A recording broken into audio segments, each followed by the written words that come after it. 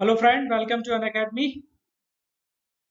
Gate and ESE mechanical quest. I am Gaurvind Singh और आज हम सॉल्व करने जा रहे हैं मैन्युफैक्चरिंग साइंस के कन्वेंशनल ईएससी 2019 के। ठीक है ना। तो एक पार्ट में मैंने दो तीन क्वेश्चन बताए थे और फर्दर इसका पार्ट सेकंड, इसमें दो तीन क्वेश्चन मैं फिर से सॉल्व कराऊंगा मैन्युफैक्चरिंग साइंस। ठीक है, डिस्कशन स्टार्ट करते हैं। दिस इज मी गौरविंद सिंह और मैं मैकेनिकल इंजीनियरिंग फैकल्टी हूँ। मेरा 6 साल का teaching experience for GATE ESE PSU guide Delhi से 13 में। बीटेक मैकेनिकल इंजीनियरिंग में है 2010 में। ESE written qualified 1450 qualified GATE 11 12 and 13। Download Unacademy learning app for more information. कौन सा सब्जेक्ट होने वाला है, कौन सी स्पेशल क्लास होने वाली है, कौन सी फैकल्टी लेने वाली है, तो आप ये सभी जानकारी आपको इस ऐप के थ्रू मिल जाएगी। ठीक है ना। Download and subscribe Unacademy. क्या बेनिफिट्स हैं अनअकैडमी सब्सक्रिप्शन के? यहाँ डेली लाइव क्लासेस होती है, आप किसी भी एजुकेटर के साथ एंगेज हो सकते हो, आप कोई भी डाउट पूछ सकते हो, कुछ भी डिस्कस कर सकते हो। ठीक है ना। और लाइव टेस्ट एंड क्विजेज, यहाँ पे लाइव टेस्ट एंड क्विजेज होते हैं रेगुलरली, तो आप अपना परफॉर्मेंस चेक कर सकते हो regularly by giving a quiz. ठीक है ना। स्ट्रक्चर्ड कोर्सेज, यहाँ जो भी सिलेबस है पर्टिकुलर सब्जेक्ट से रिलेटेड वो पूरा पढ़ाया जाता है और किसी भी एग्जाम से रिलेटेड पूरा सिलेबस पढ़ाया जाता है। क्लास पहले से शेड्यूल्ड होती है, उस अकॉर्डिंग ही यहाँ पे क्लास होती है। अनलिमिटेड एक्सेस, और एक बार आप सब्सक्राइब करते हो तो आप अनलिमिटेड किसी भी टीचर को सुन सकते हो पर्टिकुलर कैटेगरी में, किसी के भी वीडियो देख सकते हो, डाउनलोड कर सकते हो। Front GATE and ESE subscription fees per month charge is 22,500। Fees is 25,000 by putting my code GSUS। अगर आप मेरा कोड डालते हो GSUS तो आपकी फीस हो जाएगी 22,500। आपको 10% डिस्काउंट मिलता है bye putting my referral code. 24 month अगर आप देखो तो 30,000 फीस है। आप मेरा कोड डालते हो GSUS तो 10% डिस्काउंट के बाद फीस हो जाती है 27,000। ठीक है ना। तो डिस्कशन स्टार्ट करते हैं यहाँ से। हमारा conventional question PSC 2019 manufacturing science. एक पार्ट मैंने दो क्वेश्चन किए थे और ये पार्ट सेकंड है। यहाँ पे मैं फिर से दो या तीन क्वेश्चन यहाँ पे करवाऊंगा। ठीक है ना। एक एक करके हम देखते हैं फ्रेंड। पहला question, why is unilateral tolerance preferred over bilateral tolerance. ठीक है, मेट्रोलॉजी का क्वेश्चन है। Find the limit of tolerance से एंड अलाउंस फॉर, ये न्यूमेरिकल भी है, कुछ थ्योरेटिकल पार्ट भी है इसमें फ्रेंड। तो ये आपको जो देख रहा है ये पहला वाला, ये तो थ्योरी हो गई, एक थ्योरी थ्योरेटिकल आपको यहाँ पे थ्योरी है ये पहला पार्ट। दूसरा पार्ट न्यूमेरिकल है इसी में मेट्रोलॉजी से रिलेटेड, जिसमें limit of tolerance and allowances given है फॉर शाफ्ट एंड होल पे। ठीक है ना। ठीक। अब इसके बाद आपको 25 mm शाफ्ट दिए, लाइज इन द रेंज। आपको रेंज दी है, diametrical step. Fundamental tolerance can be computed using equation shown below for hole 8 H8, hole 8 H8 से है capital. Fundamental tolerance is 25 I for this hole and D9 shaft. The fundamental tolerance is 40 I. The fundamental deviation for the shaft can be computed using, ये आपको यहाँ पे गलत लिखा हुआ है, ये होगा -16 पावर माइनस 0.44। ठीक है ना। Mu m, this is the correct equation. ठीक है ना। फंडामेंटल डेविएशन आपको गिवन है friend. What type of fit is given in by this? इसका मतलब किस तरीके की फिट आपको गिवन है। चलो हम ये भी देख लेंगे। एक क्वेश्चन आपका ये बन गया। तो यहाँ पहला क्वेश्चन तो आपका थ्योरेटिकल ये हो गया, फिर दूसरा न्यूमेरिकल बेस्ड क्वेश्चन है। ठीक है ना। इसके बाद न्यूमेरिकल से भी आपको ये इन्फ्रेंस निकालना है कि क्लियरेंस है या इंटरफ्रेंस फिट है या ट्रांजिशन फिट है। List the cause of getting primary texture second texture in machine component. ये भी एक क्वेश्चन है। तो इसमें क्वेश्चन के अंदर आपके 4-5 क्वेश्चन है। ठीक है ना। तो सभी आंसर आप एक एक करके देखेंगे। फ्रेंड यहाँ पे इक्वेशन है, ये इक्वेशन गिवन टू यू। ठीक है ना, लिखा है यूजिंग इक्वेशन शोन बिलो, तो ये वाली इक्वेशन की बात कर रहा है। ठीक है। तो यहाँ पे आपका ये क्वेश्चन क्लियर है। एक एक करके हम इसको देखेंगे। तो पहला का आंसर थ्योरेटिकल पॉइंट है, उसका आंसर देखिए। यूनिलेटरल टॉलरेंस, यहाँ पे देखिए, प्रेफर्ड ओवर बायलेटरल टॉलरेंस। ठीक है ना। हमेशा यूनिलेटरल टॉलरेंस प्रेफर्ड किया जाता है bilateral. In hole and shaft assembly unilateral tolerance are one sided to the basic size. Basic size आपका ये मान लो ये लाइन है बेसिक साइज का 25 mm डाया जो भी है, तो उसके वन साइडेड अगर आपका टॉलरेंस है शाफ्ट का या उनका एक साइडेड होता है या तो यहाँ या यहाँ, इसको हम बोलते हैं यूनिलेटरल। ऐसा नहीं है लाइन पे है, लाइन के दोनों साइड अगर टॉलरेंस है तो उसको बोलते हैं bilateral. That is either above or below the basic size or zero line is represented. Limit is convenient as per design criteria because both limit are either positive or negative. In bilateral tolerance zone is across the basic size line. Bilateral tolerance is to make simplicity of representation for manufacturer as per ISO. There are 25 types of tolerance for hole and shaft. 25 tolerance होते हैं for hole and shaft above the zero line.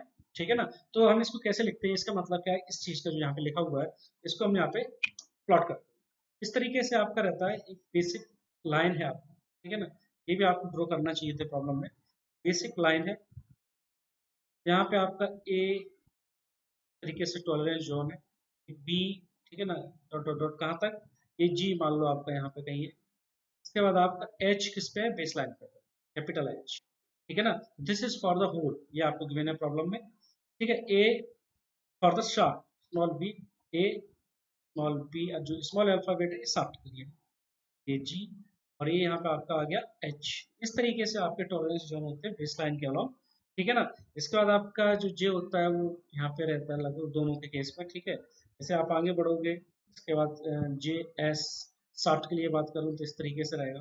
तो यहाँ further आप ये वाली line इस तरीके से यहाँ पे मूव करती हुई जाएगी, और कैपिटल ये वाला मतलब यहाँ तक एच तक है। तो ये शाफ्ट छोटा है, होल आपका बड़ा है, यहाँ पे क्लियरेंस फिट हमेशा होगा। तो आपका ये आंसर क्या हो जाएगा, यहाँ पे क्लियरेंस फिट, हमेशा क्लियरेंस फिट बनेगा इसमें, क्योंकि होल का जो टॉलरेंस जोन देखिए आप ऊपर है बेस लाइन से, और शाफ्ट का नीचे है, तो मतलब शाफ्ट इजिली क्या होगा, होल में जाएगी, तो इसका मतलब ये क्लियरेंस आपका क्या है, फिट है। यहाँ जो इस लाइन पे आएगा उसमें कुछ शाफ्ट आपको फोर्स के थ्रू जाएगी, कुछ आपका इसलिए पास होगी होल से, तो आपका ये ट्रांजिशन पे। अगर मैं फ्रेंड इधर बात करूं तो आपका शाफ्ट जो है क्या हो जाएगा, बड़ा हो जाएगा, किससे, होल से।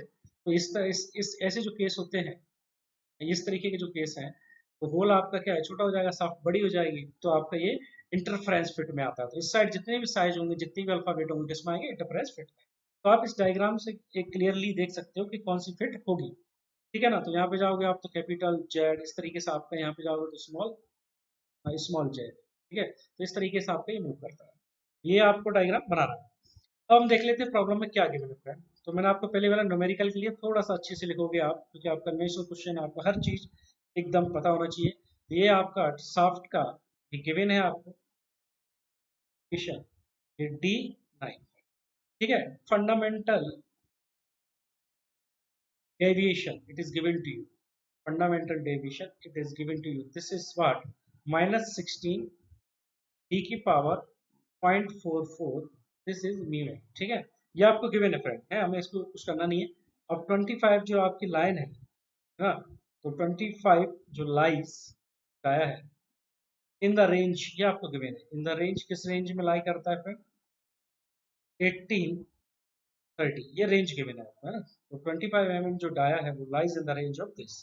तो आपका एक्चुअल डाया क्या हो जाएगा, D1 D2, ये क्या हो जाएगा friend, this is one equal to geometric mean of 18 into 30, ठीक है। यहाँ पे आपका ये आएगा 23.24 mm, ठीक है। तो आपका ये यहाँ से गिवन है, ठीक है। दूसरा क्या है कि आपको एक इक्वेशन गिवन है टॉलरेंस की, आई की। तो जो इक्वेशन है वो आपकी गिवन है, इनिशियल टॉलरेंस फंडामेंटल टॉलरेंस की इक्वेशन आपको गिवन है, it is given to you, I equal to 0.45 e की पावर 1/3 प्लस, यहाँ से देखना इसको, 0.001 डी। तो यहाँ पे जो डी है वो ये वाला डी है ना। यहाँ पे पुट करोगे तो आई आपको मिल जाएगा फ्रेंड, यहाँ से आई की वैल्यू यहाँ से आपको मिल जाएगी 0.45, तो आप यहाँ पुट करोगे तो 23.24 टू पावर 1/3 प्लस 0.001 23.24। जब आप इसको सॉल्व करोगे यहाँ पे जो आंसर मिलेगा वो म्यू एम में मिलेगा, माइक्रोमीटर में, ठीक है ना, म्यू एम में। तो जब आप सॉल्व करोगे तो 1.3 म्यू। जब इसको आप चेंज करोगे, यहाँ पे आप देखिए चेंज भी कर सकते हो, और नहीं ऐसे ही लिखना चाहते हो ऐसा भी लिख सकते हो। उसके बाद आप 1 IT8 आपको गिवन है फ्रेंड, कितना गिवन है, 25 आई, आई हम निकाल चुके हैं, यहाँ पे पुटअप करोगे तो आपका आएगा 0.03 mm। यहाँ पे मैं टॉलरेंस जोन देख रहा हूँ, tolerance zone for what, for shaft and for hole, ठीक है ना फ्रेंड। थोड़ी सी थ्योरी आप पढ़ना, थोड़ा मैं बताता चलूंगा जो जरूरी होगा यहाँ पे। तो 40 इंटू आई 1.3, जब इसको सॉल्व करोगे तो आएगा 0.052 mm। ये आपका टॉलरेंस जोन आएगा। फंडामेंटल डेविएशन आपको गिवन है, तो दूसरे पेज पे लिखते हैं हम इसको, fundamental deviation it is given to you, fundamental deviation कितना है, ये फंडामेंटल डेविएशन है, ये आपको गिवन है -16 डी की पावर 0.44। तो आप यहाँ पे पुटअप करोगे वैल्यू -16, देखिएगा 23.24 टू पावर 0.44, जब आप इसको गिविंग करोगे यहाँ पुट करोगे 0.064 mm, ठीक है। तो ये फंडामेंटल डेविएशन हो गया। अब इसी चीज को मैं प्लॉट करूंगा तो प्लॉट कैसे होगा फ्रेंड, ये आपका क्या हो गया, होल हो गया, कैपिटल एच, ठीक है ना, ये आपको गिवन है। ये आपका क्या हो गया, डी, ये शाफ्ट किसके लिए दिया था, शाफ्ट के लिए। तो ये क्या हो गया, फंडामेंटल डेविएशन, तो टॉलरेंस जोन से बेस लाइन से टॉलरेंस जोन कितना शिफ्ट होता है, ये फंडामेंटल डेविएशन होता है। ये आपका हो गया फंडामेंटल डेविएशन। ये सभी चीज हम निकाल चुके हैं, 0.064 पॉइंट, ठीक है ना। ये जो कैपिटल एच आया है आपका, ये भी हम निकाल चुके हैं, IT8 है ना, IT8 कितना था, 0.033, ठीक है। ये वाला जो जोन है ये भी हम निकाल चुके हैं फ्रेंड, ये कितना है, 0.052, है ना। ये हमने सब कैलकुलेट कर लिए हैं।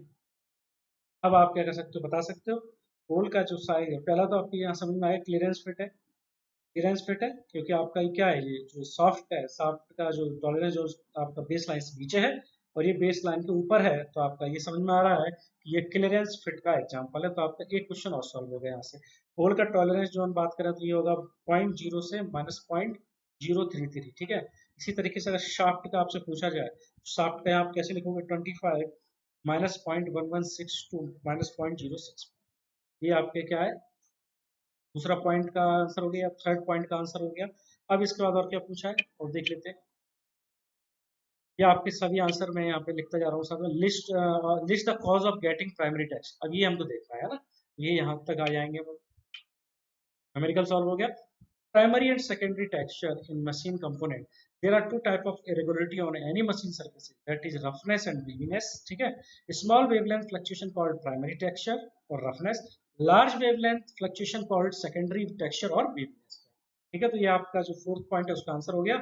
अब इसका बाद roughness on machine surface mainly because of improper selection of, ये आपसे पूछा था कि इसके रीजंस क्या है, cutting fluid, higher temperature on cutting zone, tool vibration, waviness of secondary texture is mainly due to machine tool vibration। Friend ये याद रखना, work piece arrangement and guide way error.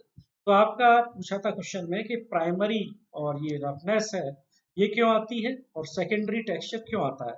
तो रफनेस की अगर मैं बात करूं तो ये आता है because of improper selection of cutting fluid, high temperature of cutting zone, tool vibration. Waviness और सेकेंडरी टेक्सचर क्यों आता है, machine tool vibration, work piece arrangement गलत हो, गाइड वे एरर हो तो।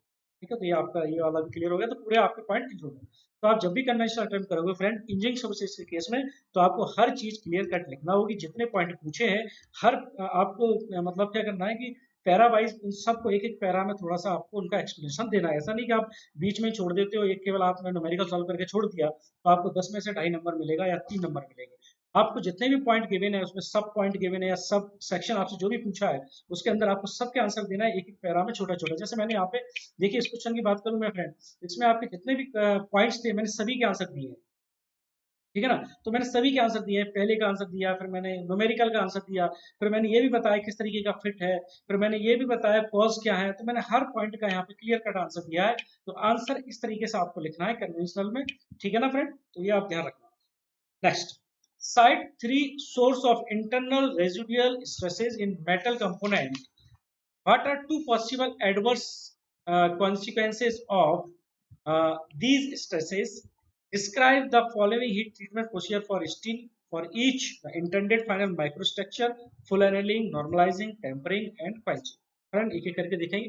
पहला तो side 3 source of internal रेजुअल stresses in metal component. तो मेटल कंपोनेंट में 3 रेजुअल स्ट्रेसेस के रीजन बताइए। तो पहला रीजन होता है फ्रेंड प्लास्टिक डिफॉर्मेशन, जब भी होता है तो उसके कारण आपका क्या है, रेजिडुअल स्ट्रेसेस आती है इंटरनल प्लास्टिक डिफॉर्मेशन, ठीक है ना। तो एक तो पॉइंट आपका ये होगा। Second, non uniform non uniform cooling, non uniform cooling of uh, ठीक। Third, phase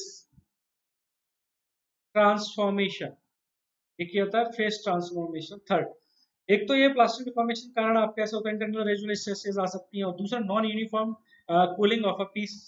third one, phase transformation in which in which parent and product phases and product phases, इसके कारण क्या होता है कि जो फेजेस होते हैं उनकी डिफरेंट डेंसिटीज होती है। Because of this internal residual stresses occur, है ना। तो ये भी होता है बिकॉज ऑफ डिफरेंट डेंसिटीज, है ना। तो फ्रेंड एक रीजन ये भी हो सकता है, ठीक है। तो आप ये 3 रीजन मैंने यहाँ पे बताए, है ना। What are 2 possible adverse consequences of this stresses, क्या होगा आपका, ठीक है। ये यहाँ पे आपने रीजन बता दिए, ठीक है। यहाँ पे क्या होगा आपका, मे बी कंपोनेंट फेल हो जाए, है ना, आप इसी तरीके से आगे बढ़ाओगे तो हो सकता है कंपोनेंट आपका ड्यूरिंग क्या operation will it can fail, ठीक है ना। अब यहाँ पे आइए, describe the following heat treatment procedure for steel and for each this. तो आपको ये सब टर्म के बारे में बताना है। तो टर्म के बारे में बताना है तो ये डायग्राम देखिए आप। डिफ्यूजन एनलिंग ये होती है आपकी, है ना, ये अपर क्रिटिकल टेम्परेचर है, ये लोअर क्रिटिकल टेम्परेचर है। तो आपका यहाँ पे फुल एनलिंग पहले मैं बताऊंगा, फिर नॉर्मलाइजिंग जो आपको पूछा है, इसके बाद आपको क्या पूछा फ्रेंड, क्वेंचिंग एंड टेम्परिंग, ये आपको पूछा हुआ है, ठीक है ना। तो हम स्टार्ट करते हैं एक एक करके इसमें। तो सबसे पहला क्या है, फुल एनलिंग। पहले आपको पूछा है फुल एनलिंग। फुल एनलिंग क्या होता है, फुल एनलिंग को देखते हैं हम, पहले लिखते हैं, यहाँ पे लिखते भी चलते हैं साथ में। फुल एनलिंग है ना, तो फुल एनलिंग का मतलब क्या है, the primary objective of full annealing. सबसे पहले तो आपको याद क्या रखना है, फुल एनलिंग जब भी लिखोगे आप, फुल एनलिंग जब भी लिखोगे डेफिनेशन, तो फुल एनलिंग का प्राइमरी पर्पज आप जरूर लिखोगे। फुल एनलिंग का प्राइमरी पर्पज क्या है, is to reduce hardness, to reduce hardness, hardness को कम करना, ठीक है ना, एंड इंक्रीज डक्टिलिटी। ये आप प्राइमरी पर्पज जरूर लिखोगे, इंक्रीज डक्टिलिटी, ये आपका प्राइमरी पर्पज हो गया फुल एनलिंग का। इसमें क्या करते हैं, heat the steel component, heat the steel component, heat the steel component. देखो आप टू द पॉइंट लिखो, अगर सही लिख रहे हो तो आपको पूरे नंबर मिलते हैं, ऐसा नहीं कि आपको बहुत ज्यादा लिखना है। इंजीनियरिंग सर्विसेज का एग्जाम जब भी दोगे आप, तो आपको क्या करना है, टू द पॉइंट लिखना है, ये नहीं कि आप कुछ भी लिख रहे हो। अब आपको फुल एनलिंग पूछा है, तो फुल एनलिंग में अगर आप एक पैरा भर रहे हो और आप थोड़ा सा मतलब 50 वर्ड में भी एक्सप्लेन कर रहे हो, then it is more than sufficient, आपको नंबर मिलेंगे। लेकिन टू द पॉइंट लिखना है। Heat the steel component to about, to about 52 52 75 degree C above upper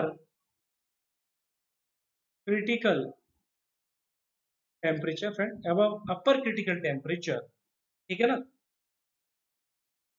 in upper critical temperature for hypoectotoid range, hyper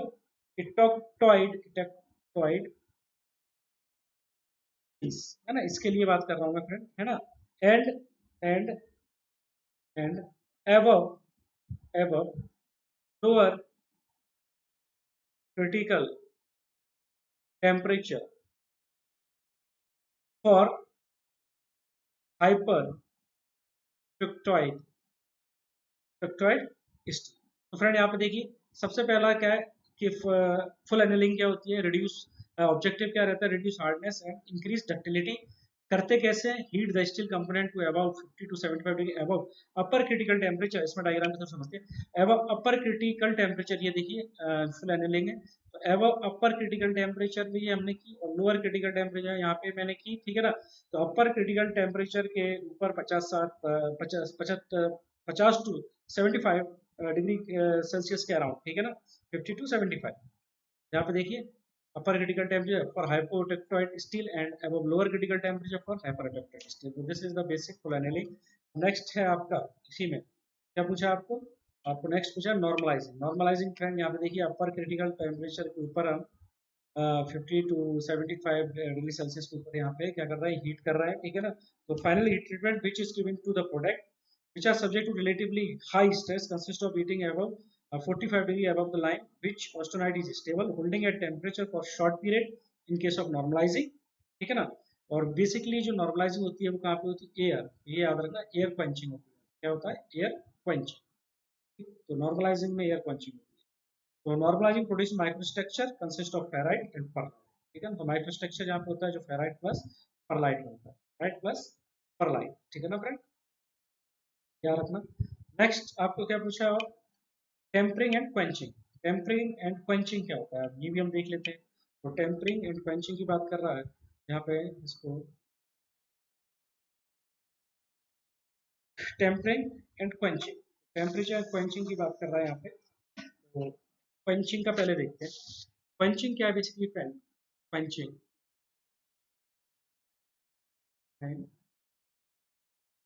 ठीक है ना। तो क्वेंचिंग में क्या करते हैं, heat to a temperature within the austenite phase reason.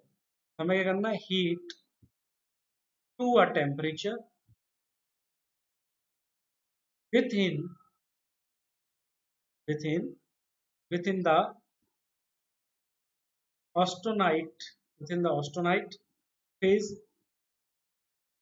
region and and allow allow the specimen to fully austenitize, ठीक है ना, austenitize, then quench to room temperature। पर इसको रूम टेम्परेचर पे लाएंगे हम, किसमें, in oil and water friend, ये याद रखना कि क्वेंचिंग किसमें करते हैं, ऑयल एंड वाटर में। फाइनल जो माइक्रो स्ट्रक्चर इसमें मिलता है वो मिलता है मार्टेंसाइट। फाइनल जो माइक्रो स्ट्रक्चर मिलता है वो क्या मिलता है फ्रेंड, मार्टेंसाइट। फाइनल इसमें आपसे पूछा जाए कि ये बताइए फाइनल स्ट्रक्चर कैसा मिलता है, तो आपको याद रखना है मार्टेंसाइट। मार्टेंसाइटिक स्ट्रक्चर यहाँ पे मिलता है। ठीक, इसके बाद टेम्परिंग। टेम्परिंग की बात करें फ्रेंड, तो ये हीट क्वेंच्ड, जो क्वेंच्ड आपका स्पेसिमेन है इसको हम हीट करेंगे, क्वेंच्ड को, ठीक है ना। तो heat the quenched specimen to a temperature between 450 degree C and 650 degree C, इसके बीच में लगभग, फॉर द टाइम नेसेसरी, जितना टाइम नेसेसरी है, for the time necessary to achieve the desired hardness, ठीक है, to achieve the desired hardness. यहाँ पे जो आपको स्ट्रक्चर मिलता है फ्रेंड, वो स्ट्रक्चर मिलता है final micro structure tempered martensite final micro structure. तो ये आपका क्वेंचिंग हो गया, टेम्परिंग हो गया, तो जो चीज पूछे हमने कवर कर लिया। On the basis of third question, on the basis of micro structure briefly explain. अब चाहे एक चीज आपको समझ में आ रही होगी कि इंजीनियरिंग सर्विसेज में ये मटेरियल साइंस से काफी पूछा गया है। On the basis of microstructure, briefly explain why gray iron is brittle and weak in tension, क्योंकि ये brittle material होता है, ठीक है। Compare gray and malleable cast iron with respect to composition and heat treatment, microstructure, mechanical properties। इसको हम देखते हैं फ्रेंड, यहाँ पे देखिए, तो grey cast iron is weak होता है, ब्रिटिल होता है in tension because the tip of graphite flake, क्योंकि फ्रेंड जो ग्रे कास्ट आयरन होता है इसमें ग्रेफाइट फ्लेक्स होता है ना, जो कि स्ट्रेस रेजर होते हैं, स्ट्रेस को बढ़ाते हैं, ब्रिटिलिटी को बढ़ाते हैं। तो जो भी ब्रिटिल कंपोनेंट होते हैं हमेशा वो क्या होते हैं आपके, कि strong in compression, weak in tension, ये याद रखना, ठीक है ना। तो graphite flake act as a point of stress, और इसकी एक प्रॉपर्टी और होती है ग्रेफाइट फ्लेग, इनकी सेल्फ लुब्रिकेटिंग प्रॉपर्टी होती है। क्या होती है, सेल्फ लुब्रिकेटिंग प्रॉपर्टी। तो इनमें डैम्पिंग कैपेसिटी भी अच्छी होती है, ठीक है ना। तो डैम्पिंग कैपेसिटी इनकी अच्छी होती है grey cast iron. This question asks us to compare various aspect of grey and malleable cast iron। तो यहाँ पे देखिए पहला पॉइंट क्लियर हो गया, जैसे पे कंपोजिशन हीट ट्रीटमेंट। तो ग्रे आयरन क्या है आपका, ये उसमें कंपोनेंट होता है इतना परसेंट कार्बन, लगभग सिलिकॉन इतना परसेंट, जो कि गिवन है यहाँ पे। For most grey iron there is no heat treatment after solidification. Malleable iron की बात करूँ तो फ्रेंड लगभग ये इस तरीके का कंपोजिशन होता है, कार्बन परसेंट इतना होता है, सिलिकॉन इतना होता है। White iron heated in non oxidizing atmosphere and at a temperature between this, है ना, फॉर एक्सटेंडेड, बहुत लंबे समय तक हम इसको हीट करते हैं, ठीक है ना।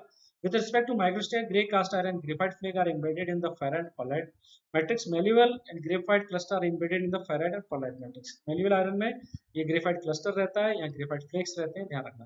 With respect to mechanical property, grey iron relatively weak and brittle in tension, good capacity for damping vibration।